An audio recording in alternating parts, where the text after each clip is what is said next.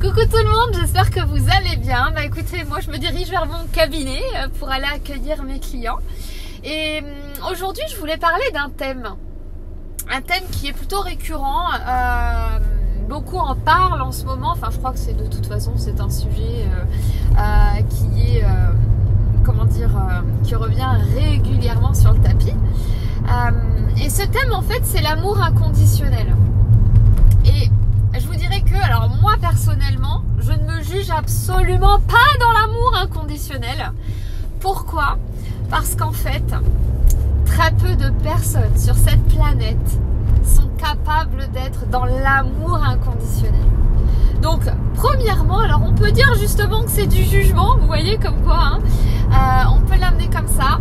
Mais en tout cas, si vous avez un formateur, un thérapeute, une personne de votre entourage qui dit moi je suis dans l'amour inconditionnel, fuyez. Vraiment fuyez, parce qu'en fait cette personne elle se ment, elle se fourvoie, donc en fait elle se ment à elle-même et du coup si elle se ment elle vous ment. Parce qu'en fait pour être dans l'amour inconditionnel, je vais y aller très rapidement parce que c'est un sujet qui est long et qui est vaste, mais concrètement pour être réellement dans l'amour inconditionnel, il faut être juste avec soi, juste avec l'autre. Ça c'est une première chose. Ensuite, ne pas du tout être dans le jugement, c'est-à-dire que le jugement n'existe pas. On est constamment dans la bienveillance des autres et de soi-même. De soi-même. Et rien que là-dessus, il y a du boulot pour tout le monde. D'accord? Donc, c'est vraiment être dans la bienveillance des autres et de soi-même. C'est ne pas être dans la critique. Ça va être compliqué surtout en ce moment. Hein? Ne pas être dans la critique. Ne pas avoir de peur. Si vous avez quelconque peur, que ce soit dans votre couple, peur de la séparation, peur de la trahison, peur de peu importe de quoi, ou même au travail, des craintes de perdre votre job, de ceci, de cela, vous n'êtes pas du tout dans l'amour inconditionnel. Non. Si vous êtes quelqu'un de très angoissé, vous n'êtes pas dans l'amour inconditionnel. Pourquoi? Parce qu'en fait, quand on est angoissé, je prends l'exemple récurrent des femmes qui ont peur, qu'il arrive quelque chose à ses enfants ou aux parents ou aux conjoints et ainsi de suite, et que du coup elle va émaner cette angoisse à ses proches. Eh bien on n'est pas dans l'amour inconditionnel. Pourquoi? Parce que quand on est une ou un grand angoissé, eh bien on l'est parce qu'on a des craintes intérieures. D'accord? Donc on va pas forcément être bienveillant vis-à-vis des autres, même si c'est ce que l'on croit. C'est tordu ce que je vous dis. Donc voilà, si toutefois on est malveillant, qu'on veut être dans la vengeance, qu'on vit la frustration, qu'on vit de l'injustice, parce que forcément la frustration et l'injustice en temps normal vont de pair. Et qu'est-ce qui se passe en temps normal? Où on vit de la tristesse, c'est pas forcément des bonnes émotions, ou alors on va mettre en place des actions qui vont entamer de la vengeance. Donc en fait ça c'est pareil, on n'est pas du tout dans l'amour inconditionnel. Vous voyez ce que je veux dire?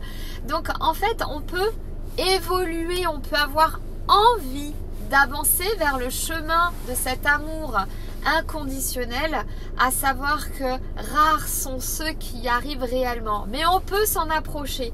Et je vous dirais que c'est comme l'envie de se connaître, de se trouver, là il y a une grande mode de vouloir se respecter, voilà, il y a plein de choses comme ça. Et bien en fait c'est une évolution constante. J'ai tendance à dire qu'il faut que quand on est enfant, on est élevé par nos parents.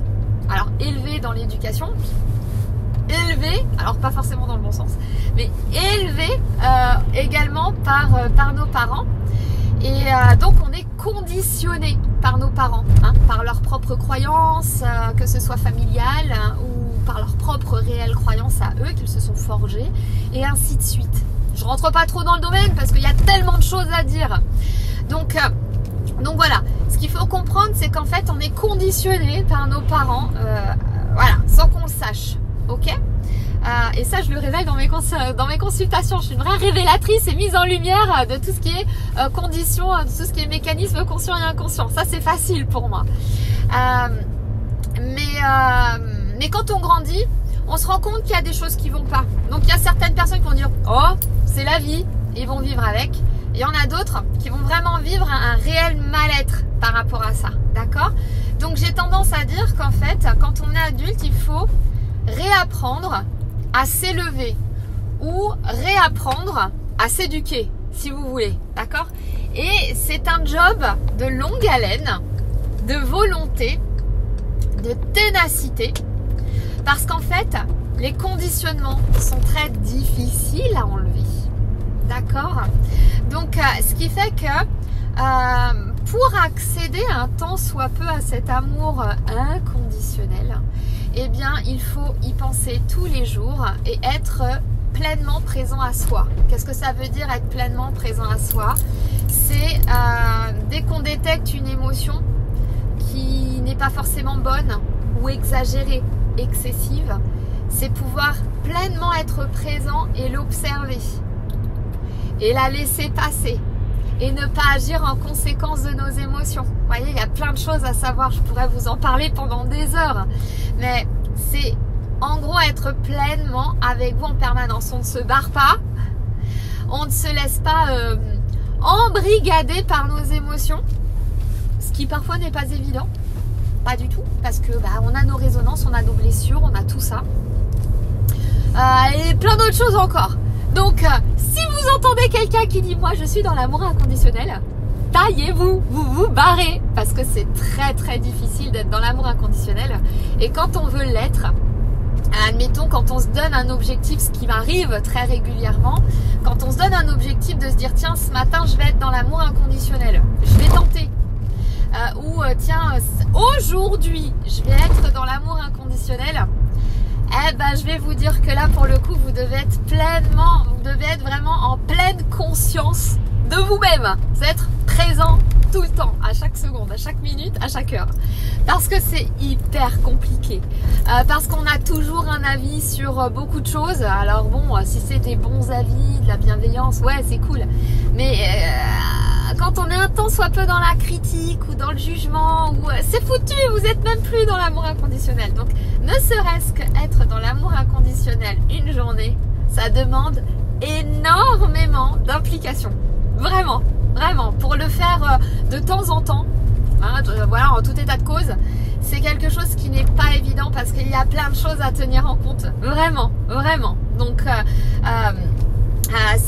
voilà. Bon, bref, je rentre plus trop dans les détails, mais en gros, l'amour inconditionnel, c'est vraiment un état d'esprit et c'est une évolution qui tend durant toute votre vie. C'est un apprentissage de vie. En gros, d'accord? Vous voyez, je vais vous donner un exemple, l'exemple d'Eckhart Tolle que beaucoup connaissent. L'autre jour, j'ai vu une vidéo de lui et quand on le voit, on a l'impression qu'il porte le monde et pourtant, c'est quelqu'un qui a tout compris dans l'amour inconditionnel. Et ça reste un humain avec ses blessures, ses filtres, enfin voilà, ses croyances, ses autres. Et pourtant, quand on le voit même physiquement, on se dit waouh, on dirait qu'il porte le monde. Et pourtant, c'est quelqu'un qui a tout compris. Mais c'est pas parce qu'il l'a compris qu'il l'utilise tous les jours, parce qu'il reste humain. Vous voyez ce que je veux dire? Donc bon, sur ce, je vous laisse méditer sur tout ça. En tout cas, si vous avez envie d'évoluer vers cet amour inconditionnel ou tout simplement l'amour de soi et l'amour des autres, et je pense que c'est un petit peu plus facile à atteindre, quoique, eh bien voilà, je vous invite à réfléchir et puis peut-être à creuser un petit peu sur ce qu'est réellement l'amour inconditionnel, parce que beaucoup n'ont pas réellement la valeur de ce qu'est réellement l'amour inconditionnel. Allez, je vous embrasse et je vous dis à bientôt.